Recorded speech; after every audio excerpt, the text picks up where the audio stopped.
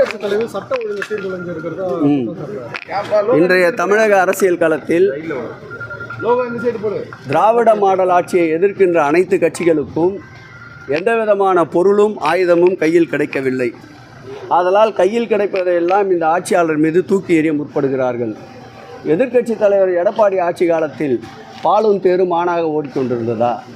அவருடைய தலைவர் என்று போற்றப்படுகின்ற தலைவருடைய அந்த பங்களாவிலே, கொடைநாடு பங்களாவிலே இருக்கின்ற காவலரை கூட காப்பாற்ற முடியாத துப்புக்கெட்ட ஒரு ஆட்சியை நடத்தி கொண்டிருந்த எடப்பாடி பழனிசாமிக்கு சட்டம் ஒழுங்கை பற்றி பேசுவதற்கு எந்த விதமான அருகதையும் இல்லை.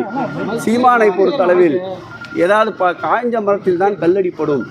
அதுபோல் அவர் தொடர்ந்து வாய்க்கொழுப்பெடுத்து கொண்டு பேசி வருகின்றார். அவருடைய உயரம் அவருக்கே தெரியவில்லை. அவர் கண்ணாடி கூண்டிலிருந்து கல்லெறிந்து கொண்டிருக்கின்றார்.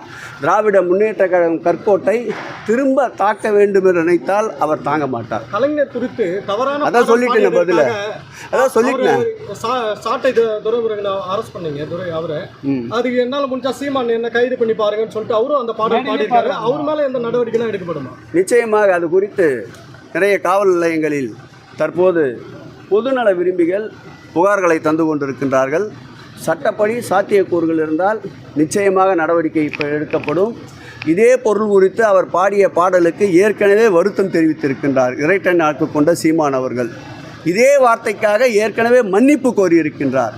அதே வார்த்தையை திரும்ப பயன்படுத்துகிறார் என்றால் அரசியல் பார்வை அவரை நோக்கி திரும்ப வேண்டும் என்பதற்காக இந்த வார்த்தைகளை பயன்படுத்தி கொண்டிருக்கின்றார்.